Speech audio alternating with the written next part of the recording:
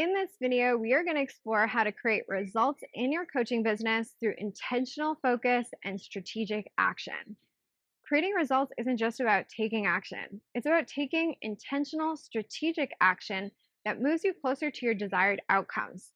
So let's start by discussing the importance of setting clear, measurable goals using the CEO process of goal achievement. This process involves three key steps: commit to a goal, execute a daily action, and observe the outcomes. The first step in the CEO process is to commit to a goal. For the purposes of this 30-day course, the goal is to make 5K in 30 days in your coaching business. As a CEO of your coaching business, it's crucial to get in the practice of setting goals that are specific, measurable, and time bound. When you set a goal in your business or in your life, you need to have some way of measuring your progress to determine whether you've achieved the goal or not. This is the way that you keep yourself accountable. Sometimes you will set, you know, outcome goals like generating a certain number of clients or a specific amount of revenue within a certain period of time. And other times you will set output goals like making a certain number of offers or completing a business asset like a website or a lead magnet or a course. The key thing to recognize is that regardless of what type of goal you set for yourself, your goal is what will determine your process. You've got to decide what you're baking to start figuring out the recipe, right? So once you've committed yourself to a goal, you're making a powerful declaration of your intention to achieve it. But it's not enough to declare it once. You actually need to create a daily habit of declaring your intention and activating your intention by taking decisive action towards your goal. A lot of people don't achieve their goals because they don't, set any to begin with. And for those who do, they just don't revisit their goals actively enough to make any traction towards achieving them. They just kind of forget about them, right? And revert back to autopilot instead of thoughtfully course correcting and recommitting themselves. The point here is to emphasize that, you know, it's so important to write down your goal on a daily basis or revisit it daily. I want you to always have on your radar what it is that you're working towards and have a response ready if somebody asks you. So every day over the next 30 days, you will post your intention to make 5K in 30 days in your coaching business, and you will specify by which date or what day you're at on the 30 days, right? So it's specific, measurable, and time bound. In addition, you will identify the limiting conversation that's happening inside of your mind when you write down your goal. This could be that you don't know how to achieve it, that you don't have enough time, that you feel like you're not good enough. So, whatever it is that comes up, you'll write down your goal and then you'll see what comes up afterwards. And then, after identifying your limiting conversation, you will AAC it. So, you'll acknowledge it, accept it, and create beyond it. This is how you will put radical responsibility into practice. Instead of reacting to your limiting conversation, you will respond by creating beyond it and deciding a next action that moves you towards your goal. What most of us don't realize is that belief and doubt can coexist. It doesn't have to be one or the other. So many people let their doubts become a source of discouragement, and then they don't even want to look at their goals. So they become less and less deliberate with the action they're taking towards them, and then more and more distracted from them. And of course, if the action you're taking is unaligned or you're no longer taking any action at all, of course you're not going to end up where you intended. But what I want to offer is that doubting your doubts is how your commitment and belief gets stronger. Having doubts is totally normal. And you don't have to, do copious amounts of thought work to get yourself into action. That's like trying to make yourself believe that you're a runner so that you'll go for a run. Go for the run, right?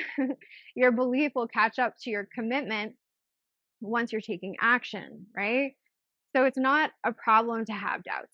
And it's not something that you need to get further into your head about.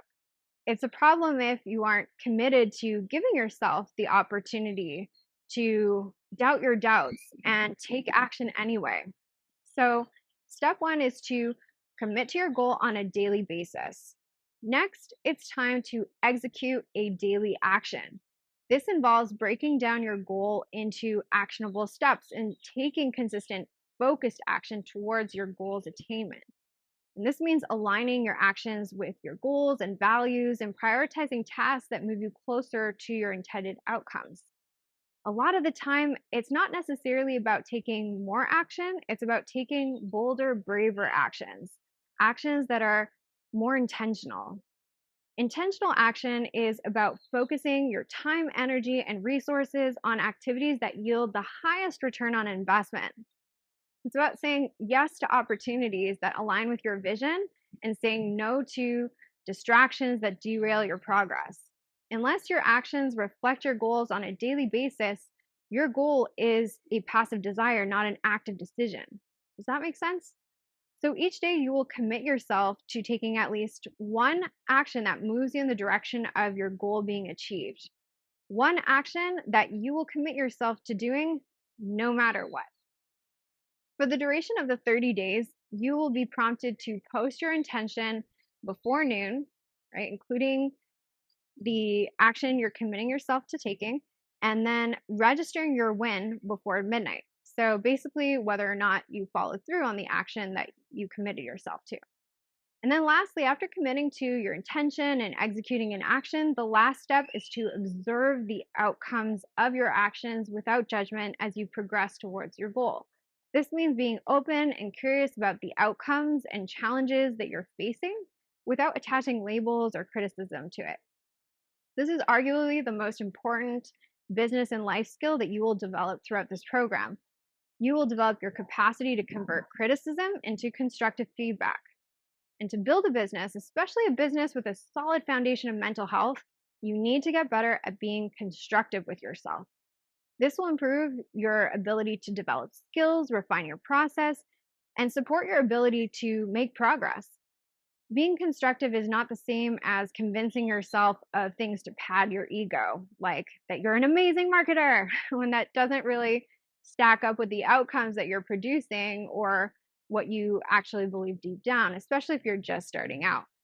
Being constructive means being curious about your opportunities to improve and reinforcing your awareness of the things that you're already doing well.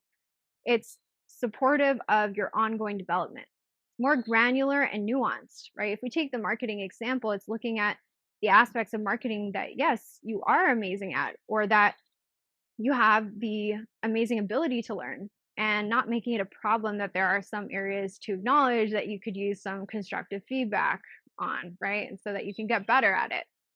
Being constructive is what allows you to practice radical responsibility instead of making excuses and justifying yourself or blaming, complaining, and shutting down. When you're judging an outcome in your business or you're judging yourself, it actually prevents you from understanding it or from understanding yourself.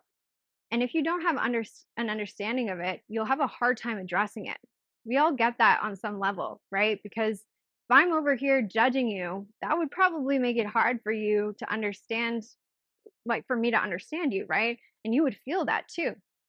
And yet we do this to ourselves all the time. We judge ourselves so fiercely. And when you judge yourself or you judge something, you lose your power in relation to it because it prevents you from understanding it and creating beyond it. Now, sometimes when people hear the word radical responsibility, they hear it's my fault. But what I want you to practice hearing is I have power in relationship to this. I have power over my limiting conversations. I have power over the way I regulate my emotions. I have power over my skill development and strategies and systems. I have the power to create a different result. When you drop the judgment, tapping into curiosity increases your capacity to create beyond where you are now. But if you become critical, you won't be inclined to reevaluate what the next step is, which over time will cause you to lose the progress that you've made and become frustrated and discouraged and eventually just kind of quit, right? So, the intention behind observing the outcomes of our actions at regular intervals is to give ourselves constructive feedback that helps strengthen our commitments and inform our next actions.